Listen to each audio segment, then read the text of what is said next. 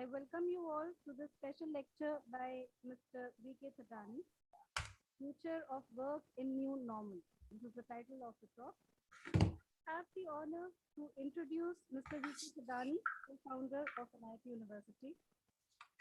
So, Mr. Vijay Kumar Thadani is the co-founder of NIT Group and also the co-founder of the not-for-profit NIT University, established in 2009 with a vision of being the role model of learning, research, innovation, and sustainability for the knowledge society. He has served as the chairman of National Accreditation Board for Education and Training under the aegis of the Quality Council of India, and as the chairman of Board of Governors of Indian Institute of Information Technology, Allahabad. Mr. Thadani is currently serving as the chairman of All India Board of Technical Education, constituted by AICTE since January 2020. He also serves on the governing council of All India Management Association. Till recently, he served on the Board of Governors of Indian Institute of Technology, Delhi, and as a chairman of the Board of Governors of MLN, National Institute of Technology, Allahabad, and CII's National Committee on Higher Education. Mr. Thadani received the recognition of distinguished alumnus from his alma mater, the premier Indian Institute of Technology, Delhi. I now invite Mr. Vijay Kumar Thadani to please proceed with his speech. Thank you so much. Thank you, Dr. Anshuma Srivastav. First of all, am I audible? If you can just raise your hand to say whether I am audible or not. Yes, sir, you're audible. Okay, all right.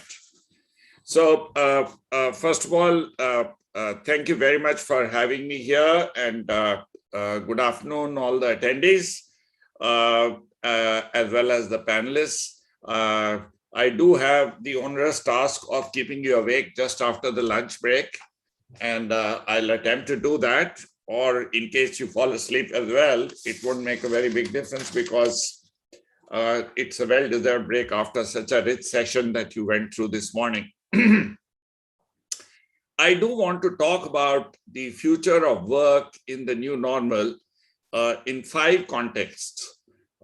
First is Anthan and its relevance. Second is COVID and its after effects.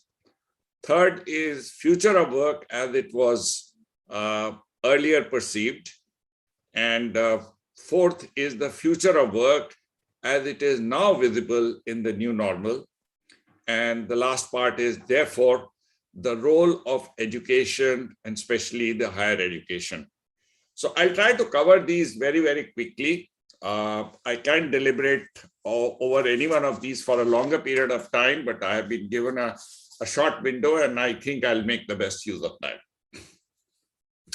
So I went to the dictionary meaning of Anthan. We use the word Anthan in many, many contexts. So I went to a dictionary meaning, and it stands for a friendly understanding and an informal alliance of multiple factions. It comes from world wars when countries allied themselves and created an entente. Now, and I am sure I am not pronouncing it correctly, being a French word, but entente is my best understanding.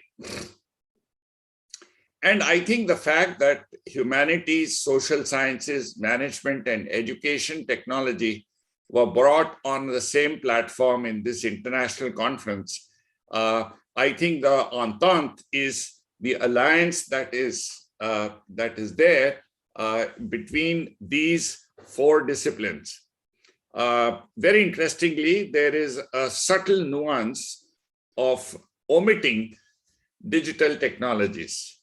And the way I understood this is to say digital technologies are a meta subject and are ingrained in every aspect of these 4 subjects on one hand.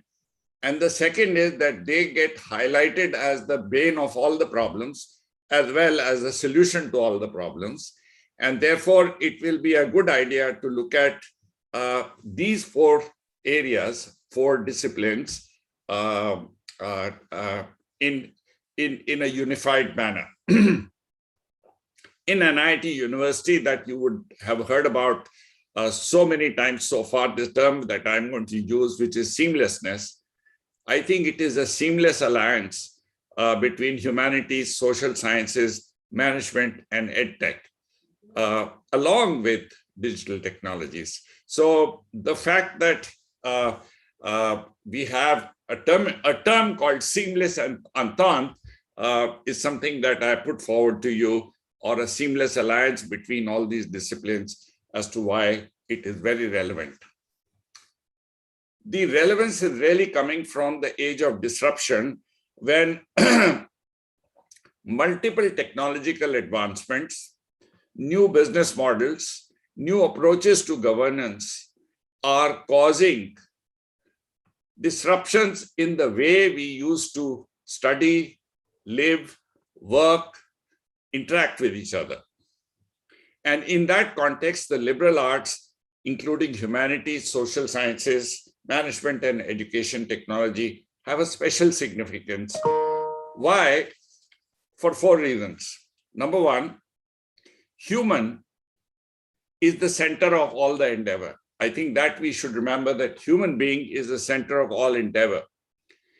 And technology is an enabler. Now, application of technology, or driving this technology in a better manner, requires that the intrinsic capability of human beings should exist to take advantage of that technology. And I think humanities promotes the full blossoming of human potential. So that it is the importance of humanities in this discussion. Keeping in mind very subtly that we are discussing a technology-driven and human-centered development going forward. The second is social sciences. Human beings, one human being is capable of doing X, but multiple human beings, when they network and work together and are connected with each other, can do more than the sum of their parts. And that is the network effect of the human beings. And therefore, connected human beings as communities, and how they function and how they behave, and the study and research of that domain is social sciences. And I think we are discussing of not just one human being, but also the communities. The third is new ways of working. The whole value of innovation, the whole value of value creation, I think are taking a stronger focus in today's discussion in this age of disruption, and therefore management. And education technology in many ways is the glue which binds them together, because this uses the power of technology to educate, empower, and enable human beings as individuals or as communities to take advantage of history, to take advantage of history or body of knowledge that already exists, or dynamic knowledge which is getting created, and enable the society towards prosperity.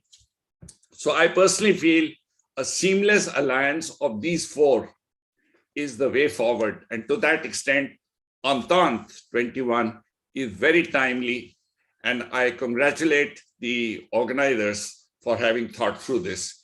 And I also like the subtle nuance of keeping the digital technologies in the background as a meta subject. Let's talk about COVID. No discussion on any subject going forward can even be attempted without taking into account COVID. Whenever history is written, it will be remembered as to the changes which COVID caused to the path which humankind took. It started as an outbreak. It got termed as an epidemic. It became a pandemic. And in recent terms, we always kept saying, when will the outbreak be contained? Then we said, when will the epidemic be over? And then we said, when the pandemic will be over. But now we are saying it's endemic. It's a part of our life. Now, amongst various implications of COVID, 250 million people affected, 5 million lives lost, which is as much as the maximum that has happened in the history because of any one significant reason. And I'll not go into that. I do want to say the impact that it has had on society from a number of viewpoints. One, I think it took us to revisit the basic laws of humanity, of integrity, of mutual trust, of compassion, of authenticity. Each one of these dimensions in each human being got tested. Second, it helped us revisit the basic laws of nature. And we realized, what does it mean to again see the stars in the sky in the nights?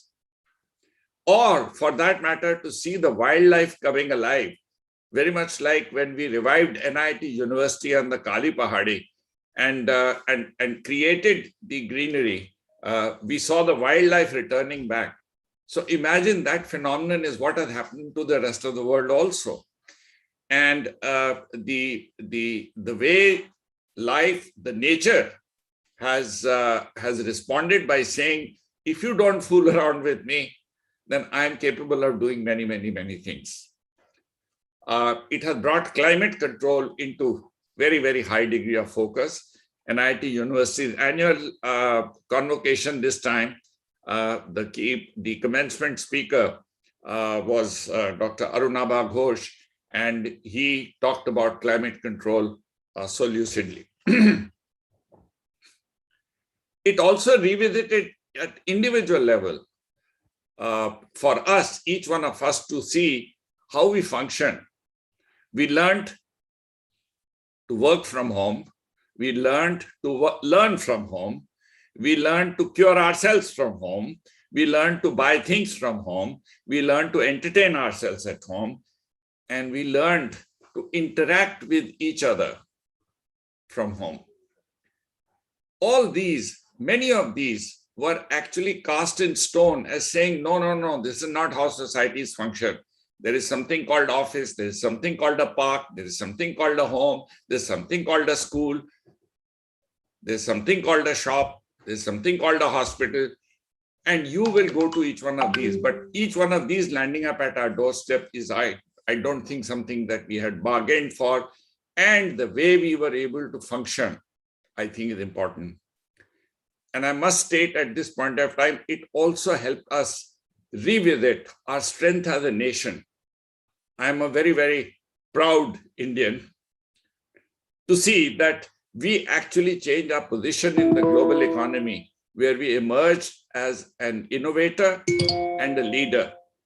And I think ample proof of that is visible in how we managed the pandemic, especially the whole vaccination drive. Both the art, science, and math of vaccinating a country full of 130 crores people, it is happening in front of our eyes. And I feel proud of the fact that we were able to do that, which told us about the intrinsic capabilities we possess as a society and what we can do in future. Digital technologies were at the center of it. There are some other effects which happened. Digital technologies are not new. Digital technologies have been knocking at the doorstep of humanity in education, in business, in every aspect that I just discussed for a period of time. And the world was divided in three parts. There were early adopters who were willing to experiment with it. We consider our university to be an early adopter. Then there were naysayers who said, no, technology cannot help us at all. And then there were a large number of fence sitters who were waiting and saying, well, let's see whether it works or it doesn't work. I think with one stroke of brush of COVID, within 6 months, I do not think there were any naysayers or fence sitters left. Everybody became a believer of the fact that digital technology have a future for us. So what many organizations, scientists, philosophers, management theorists tried to do for a decade, this virus came and caused it to happen in the matter of months. Not only matter of months did this change of belief happen, but matter of months, the transformation happened. So as Satya Nadella said, what we could do in 2 years has happened in 2 months.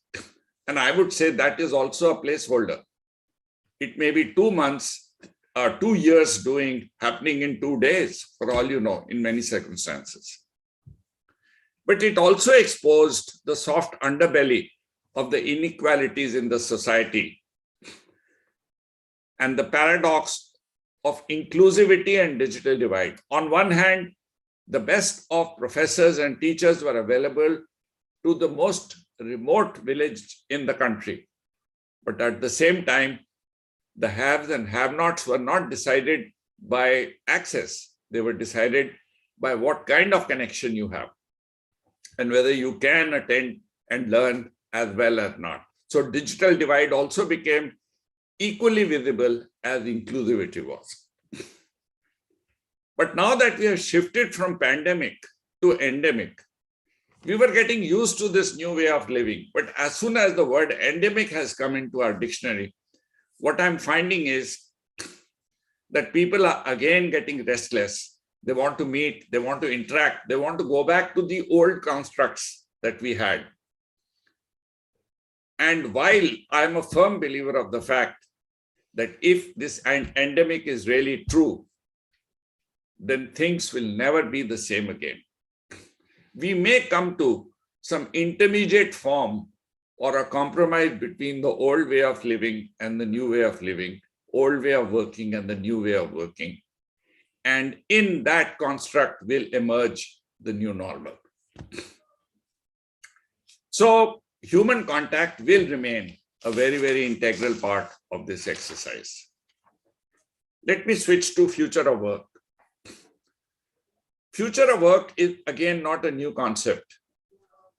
I remember from 2014 onwards, at least, no, even earlier than that, 2011 onwards, we've been attending conferences and talking about the subject of future of work, and in fact created scenarios. And if we talked about it, I'm the society that I'm part of, I'm sure it would have existed for another 4 or 5 years before that. So let's say about a decade ago or more, 2 decades ago, maybe the concepts came, and by the time they saw the light of the day and started becoming visible with some examples, it was at least a decade ago. And therefore, I call it a pre-COVID era prediction that AI and automation will make most of the jobs, more than 50% of the jobs that exist today, redundant. And we used to talk about the fact that a general practitioner as a doctor will perhaps be replaced by a robot. An accountant or an accounting anyways, already all automated, but a consultant who offers basic consulting, which is algorithm driven, will also become redundant, and a number of such roles. The underlying theme was routine jobs will go. The underlying themes were the middle level of management will go. And the underlying theme was anything that can be automated will be automated. And I think everybody was standing in the line of fire as to when their turn will come. And 50% of that had already happened. This belief actually strengthened when, let me go back one step. I divide the society in 2 parts. those who are digital natives. They were born with digital technologies, they adopted digital technologies, and they implemented digital technologies. And then there are digital migrants who were born in traditional society, but over a period of time had to adopt digital technology in order to lead as effective a life as technologies permit us. And in that, I think the digital natives came up with new business models using these new technologies. And the birth of these digital native organizations, which became unicorns, and the word unicorn also became visible in this era, where today we saw that the asset-light models, which were strongly built on around digital technologies only and no physical assets, leveraging the power of network and standing for hyper-personalization of the end customer or hyper-personalization of the product to the end customer, or the concept of market of one. When these came, it uprooted all the beliefs and all the economic rationale which existed for the traditional companies. Hertz car rental company used to be the largest car rental company in the world, part of Ford or associated with Ford, let's say. Got replaced by Uber, which does not own a single vehicle. So the largest taxi company in the world does not own a single taxi and is much, much more valuable than its equivalent in the real world or in the earlier world. The largest hotel does not own Airbnb, does not own a single hotel room. The largest bookstore does not have a single store. The only store it has is on the net. The largest shop, same. The largest publisher has never written a word on its own. Everybody else writes that. And the largest encyclopedia has never created any research or any document which substantiates the thought. It is all through the power of network. When this started happening, conventional organizations decided to adopt this, and therefore they fall in the digital migrants category. And that was the birth of a term called digital transformation. And digital transformation of enterprises which were in the conventional form to move into a digital form, a digital persona of that organization became the journey. And that journey is right now what is creating huge waves in the IT industry. But what it also did was it created new roles, new skill sets. And these were dynamic as they were changing. And that's how we started talking of future of work. Not to have 50% of jobs that exist today, but have some other jobs which will exist at that time, and the fact that their configuration will be changing with time. Future of work in the new normal has two other connotations. So if earlier the future of work was changing, the second thing which is now changing is the future of workplace. What COVID did, it challenged a constant which we had earlier got used to, which is called workplace. And it said, even that can be challenged, and work from home created that. But now when it is moving from work from home to work from a pandemic to an endemic, the terminology which is coming up now is not work from home. So future of work in new normal is not work from home, but work from anywhere.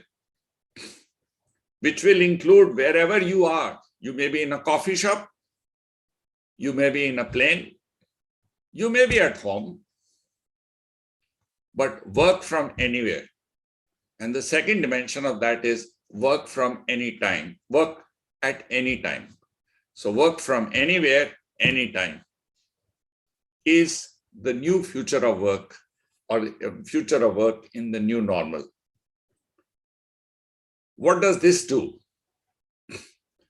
As it is, future of work was creating challenges in terms of being able to cope up with the skills and knowledge and attitudes which will be required. But now the new normal has thrown up an additional challenge.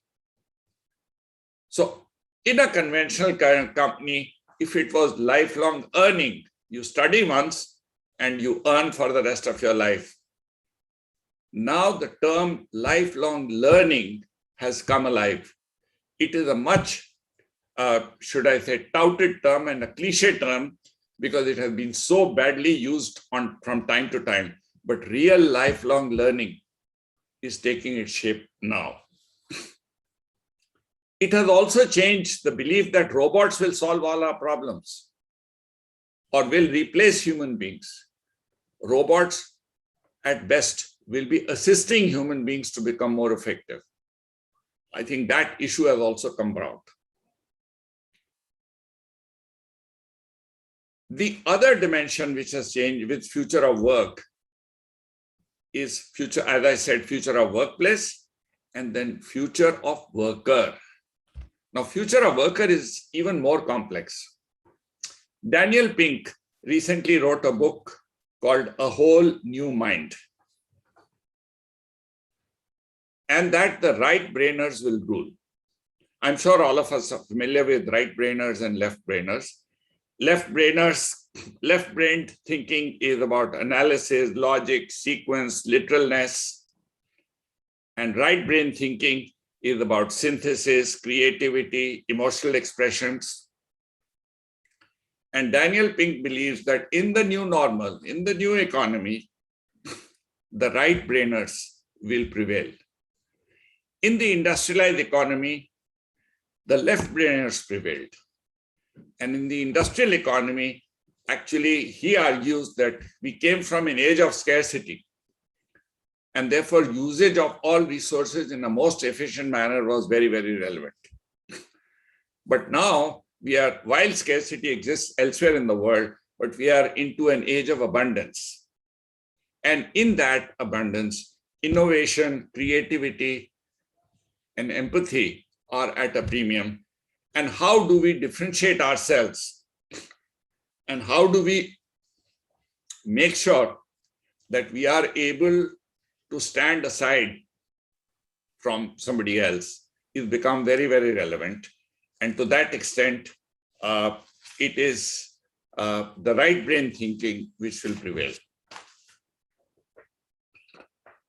The second dimension, so first is left brainers versus right brainers.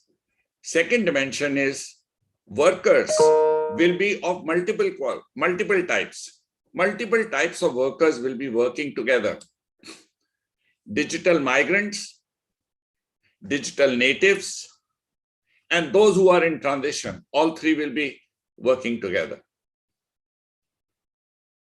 Then Gen X, Gen Y, and Gen Z, they will also be working together. So it's a very, very complex algorithm of how you look at the worker and what should be done to make sure that these workers of so much diverse backgrounds can work together for the same common goal. Add one more twist to that. Instead of a lifelong employment, we are now talking of gig workers. So add them in the mix, and you have one more dimension of complexity. So future of work in the new normal is about a workplace which is getting severely transformed with artificial intelligence and automation, just naming two out of multiple technologies. Workplace is getting influenced by not only work from home, but work from anywhere and anytime. and worker is getting influenced by the diverse backgrounds that workers will come from. And to that extent, they have to work effectively as a team. So what are the challenges for education? The challenges for education are, number one, technology will have to be a constant ingredient. So in fact, the fact that technology is considered as a meta subject in this conference, technology has to become a meta subject in just about every discipline that we study. The second is the strong human skills, critical thinking and problem solving. And Newtons, who are in this audience, would recollect how we talk about these 7 professional skills, which will be required for you to be successful in future. Listening and communicating, listening more than communicating, time management and prioritization, collaboration and teamwork, leading and coaching, empathy and sensitivity, and flexibility and adaptiveness. These are the skills which will be at a premium. These are the skills and attitudes that will be at a premium. And I think the educational infrastructure has to therefore, the educational system has to therefore look at this in its totality and then modify the educational system. NIT University started with its core principles, 4 core principles of industry-linked, technology-driven, research-based, and seamlessness, of which in the current discussion, the seamlessness has a strong, I think, explanation requirement. How do we change an institution which is bound by regulation from all sides and with fewer degrees of freedom? I think this is where the new education policy, which the government of India came up with and recently adopted, and many institutions are beginning to adopt, has a role to play. In fact, when 50 years later, history is written, people won't know what came first. COVID came first or NEP came first. Why? Because NEP seems to be a perfect response to the disruption caused by COVID, by the future of work in the new normal, exactly the topic that I talked about. So NEP is the perfect answer. The good news is it was conceived earlier, and I think in the COVID year, what it got was its additional wings, because digital technologies, which were getting questioned so far, now got accepted very, very easily. We at NIT University are absolutely fortunate and blessed that we not only adopted some of these principles that new education policy states very intuitively, but are also blessed with the fact that the nuances of what, how, and what of each has to be done we can be coached and guided by our chairman, Dr. Kasturi Rangan, who also happens to be the author of the new education policy. So we are extremely fortunate that we are at this time. We are extremely fortunate that we have been able to take on some of these dimensions of holistic learning, multidisciplinary learning, flexibility, and also become a role model of how autonomous universities can function to change in line with the disruptions in the environment. New education policy is the need of the hour, not only for NIT University, but for every university. we at NIT University, who strive to be role models of its implementation, are open to collaborating with anybody to make sure that we make this dream come true. There is a lot of discussion which can keep happening, and I'm reminded of one quote by David Brin, who said, "The best time to act was several decades ago. The second best time is now." So I'm saying we have been discussing about the changes that are required in the education framework for decades now. With the new education policy and the new environment that we are presented with, the time to act is now. And I'm so happy that we chose the subject of this conference the way we did, the theme of the conference that way we did. And I wish this conference the very best. I hope each one of you go enriched with the deliberations that you will have, and will take specific action plans to carry this discussion forward. I wish you the very best, and I also hope for all those who could not make it to the campus this time, that hope in the next edition of Anthan, which I'm sure will be in 2022, we'll get a chance to welcome you personally at the campus. So wishing you all the very best, and thank you very much once again for inviting me.